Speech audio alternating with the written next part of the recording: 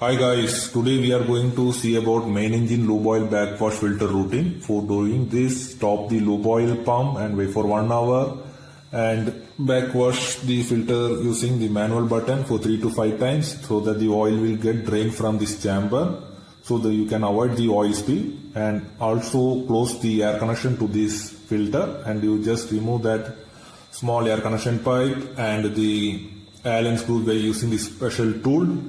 Once you slacken all the bolts, just lift up the chamber and you can able to see there is not oil spill or oil not coming from this chamber. This is due to you have done backwash 3 to 5 times. If not, the oil will get spill over all over the area.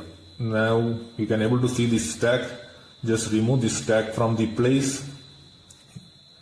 If you are having spare one, you can just assemble with the spare one, or you just disassemble this filter and put it on ultrasonic and wait for some hours after cleaning.